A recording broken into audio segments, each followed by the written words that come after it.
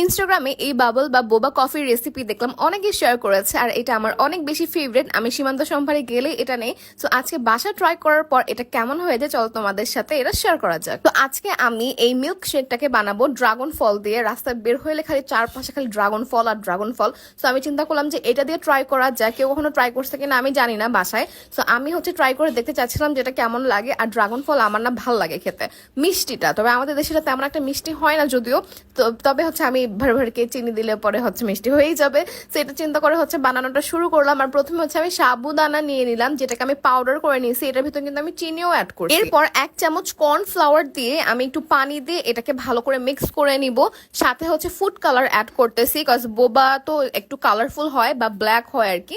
তো ব্ল্যাক তো এখন পারতেছি না, এই জন্য আমি পিঙ্ক কালারটা অ্যাড করছি। এটা ভালো করে মিক্স করার শেষে আমি এটাকে গোল গোল শেপ দিব, বোবার যেরকম শেপ হয়। শেপ দেওয়ার পরে আমি এটাকে সিদ্ধ করে নিব ফুটন্ত পানিতে। এটাকে কতক্ষণ আমি বয়েল করব। সো যখন এটা পুরোপুরি হয়ে যাবে, যেরকম নরম নরম হয়ে যাবে, তখন আমি এটাকে উঠায় ফেলবো। তারপর এখন মিল্ক শেকটা বানানোর পালা। তো এখানে আমি মিল্ক অ্যাড করতেছি, ড্রাগন ফল অ্যাড করতেছি, দেন আমি এখানে পাউডার মিল্কও অ্যাড করব এবং চিনি অ্যাড করব এটার সাথে। সো এখন পাউডার মিল্কটা চিনিটা আগে দিয়ে দিচ্ছি, তারপর আমি পাউডার মিল্ক দিব। আর যেহেতু ড্রাগন ফলে তেমন একটা মিষ্টি থাকে না, সো আমি একটু চিনিটা তেমন ভাবে দিয়েছি যাতে ব্যালেন্স হয় আর কি। সো পাউডার মিল্কটা দেওয়ার পর এটাকে ভালো করে আমি ব্লেন্ড করতেছি। আর look at the colour, it's so satisfying, তাই না? কালারটা এত সুন্দর লাগতেছে।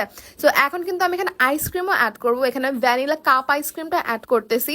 আর এটা তারপর ভালো করে আবার ব্লেন্ড করা স্টার্ট করবো। আমি এখানে একটা কথা বলে নেই, কোনো রেসিপিতে আমি দেখলাম না এই কথাটা বলতে। সাবুদানা কিন্তু তেমন ভাবে ব্লেন্ড করা যায় না, এটা অনেক হার্ড একটা জিনিস। কোনোভাবেই প্রপারলি ব্লেন্ড হবে না। যতটুকু ব্লেন্ড হবে ওইটা তোমাকে ছেঁকে পাউডারটা জাস্ট নিতে হবে। তারপর ওই পাউডারটাই ভালো করে তোমার পানির সাথে মিক্স করতে হবে।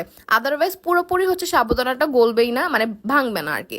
তো আমার এটা শেকটা বানানো শেষ। এখন এই যে বাবলগুলো আমি দিয়ে দিচ্ছি। কি সুন্দর লাগতেছে, মনে হচ্ছে কি একদম নরম নরম স্ট্রবেরি টাইপের কিছু। আমরা নর্মালি রেস্টুরেন্টে যেগুলো খাই আর কি বোবা, আমি জানি না ওগুলো কি দিয়ে বানানো হয়, বাট সাবুদানা দিয়ে বানানোর পর মনে হলো যে এটা ওই রকমই খেতে, একদম সেম টেস্ট। সো প্রবাবলি এরকম কিছু দিয়ে হয়তো বা বানানো হয়। সো এখন আমি এটাকে ঢেলে নিলাম। আর এটা কি সুন্দর লাগতেছে। আমি যদি ট্রান্সপারেন্ট একটা কাপ নিতাম তাহলে হয়তো ভালো করে বোঝা যেত।